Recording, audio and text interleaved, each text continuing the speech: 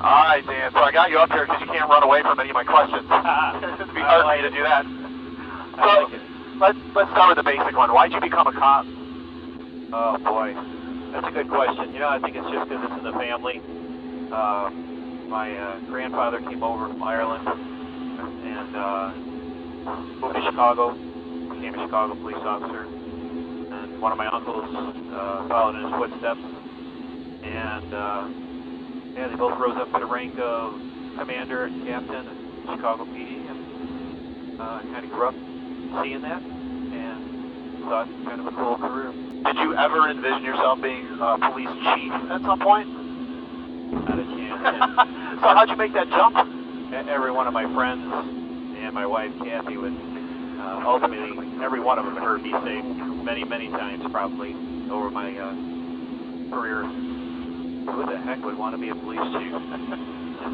you kind of just fall into, I don't know, kind of a pattern of you want to lead people, and it's kind of the same thing, you know, you get into policing as generic as that sounds, you really enjoy helping people, and when you start going up the ranks of police, in police departments, you know, sergeants, lieutenants, and all the way up, because you want to lead people and you're trying to help people underneath you succeed. What made you apply for the Rockford job?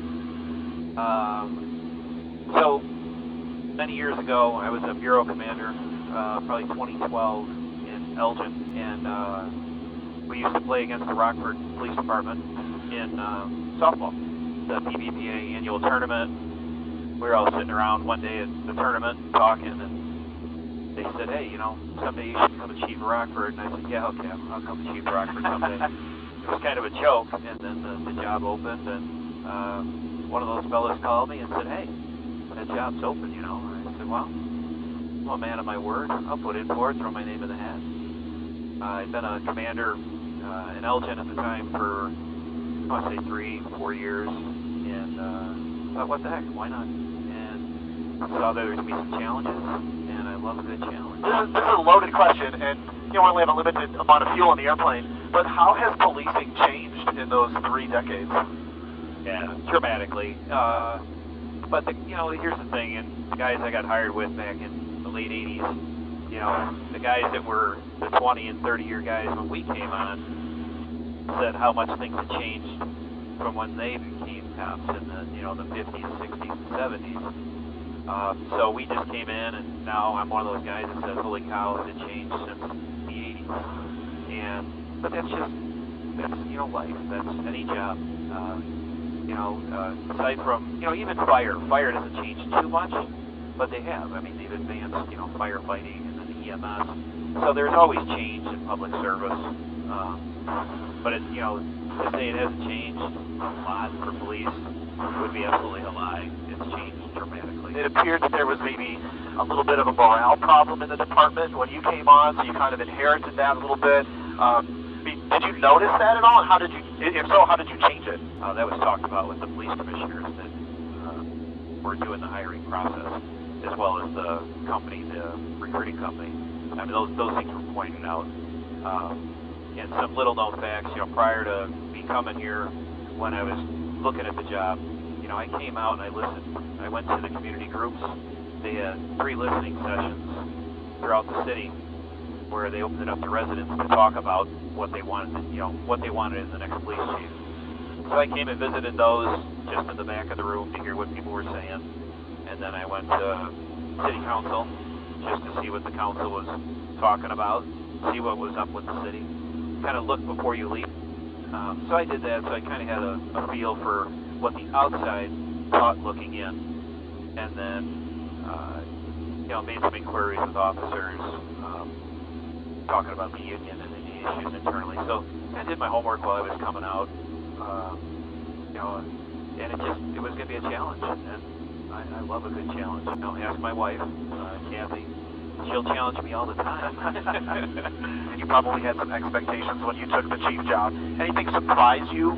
I guess the only surprise was the first year and a half, working 12 and 14-hour days, 6 days a week, 7 days a week. That was a lot. But not so much a surprise as it was more than I thought I would have to do.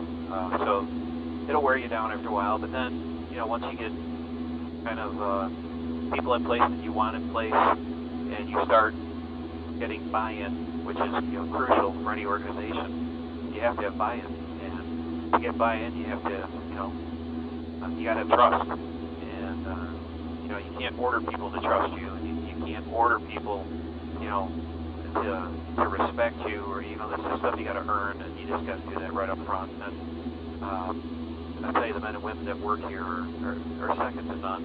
They are phenomenal. And they've done everything I've asked. Let's talk about this last year of policing, just policing in general, over the last at least 12 months have just been pretty rough. How do you describe that? What's this last year been like? It's a blip on the radar, an anomaly, if you will, in policing. It's a time for change. And, you got to realize things for what they are. And you need to be able to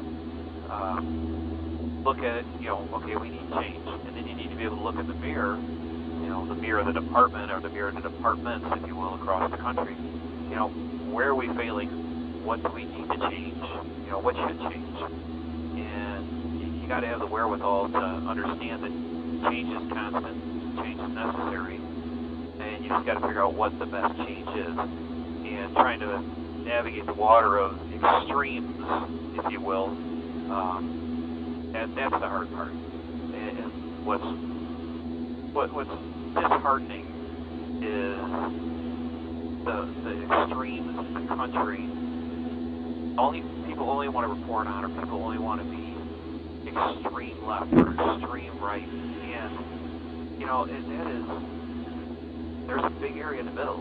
There's 95% of the population want to be in the middle somewhere, but it seems like loud screaming on the left and loud screaming on the right are the only things that people talk about. And so people just need to respect other people have different opinions and talk through things instead of scream and yell.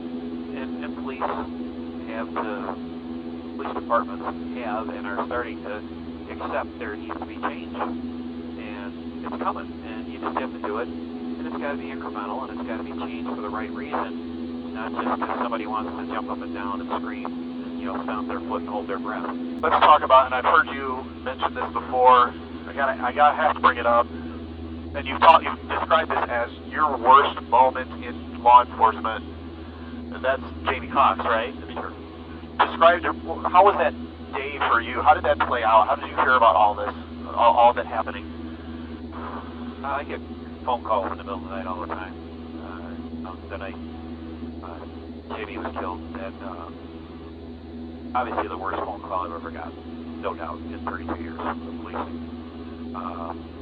So get called, notified, but it's one of those times where feelings don't get into it. I've got a job to do, and that's direct what we're doing. We need an investigative commander, we need a patrol commander, we need a support service commander, we need, everybody's got a job to do, and my job is to remind people, okay, you handle this, you handle this, you handle this, and it's just matter of fact. You have to go into autopilot mode, and then there's the emotional catch-up later, obviously, not just for me, but for the whole department, and those are tough times. And then you think beyond the department, I always say we're a big family, and obviously we lost a brother that day, but that brother has a family, and making sure that his wife, his family, and their extended family understand that we're here for them, and we'll always be here for them. Let's switch gears and talk about, what are you proudest of your 5 years in Rockford? Oh boy, that's tough. There's a lot of things. Probably the proudest is, just being proud of the men and women and their ability to adapt, adjust, and follow leadership without hesitation. I'll say, go do this or go do that, or I want you guys to do this, or we need to do that. And I try and stay away from I or me as much as possible. I always, we need to do this, and they always have just stepped right up and done it. their ability to interact and work with the community makes me so proud, and to see them interacting with youth in the community, I'm telling you, it just brings a smile on my face every time I see kids smiling, hanging around the police, because that's the future, and that's what we're about. We're trying to make a safer future for Rockford, and to have the ability to get in with those kids at a young age and have the officers interact with them. And that's got to be, I mean, to me, that's about as proud as I can be. What advice do you have for whomever takes over? Be a good leader. Leaders have to always do two things: do the right thing and do what's best for the organization. And even though you're going to run into some hiccups with that, and you get some bumps in the road, as long as you always do the right thing and do what's best for the organization, you'll have success, and the organization will succeed. There's no two ways about it. And sometimes it's not comfortable. I guarantee it's not comfortable. But you just need someone who's a leader, and leaders, lead from the front, and they take care of their people, and that translates outside your house into the community. When you lead by example, and you take care of your people, they go out and they take care of the people they're supposed to take care of. And that's what I hope they get, and I feel confident they'll pick a good leader coming in. So what are your retirement plans? You don't strike me as a guy who sits still very long. So I'll work in the private sector for a couple of years till I turn 55, maybe longer. But Kathy and I will move south. We like warm weather. We like being active, biking, kayaking, hiking, golfing. We like being outside. So we'll move south. Probably in the next 2 years or so. What's your future hold? My future in the next half an hour is to get this airplane back on the ground.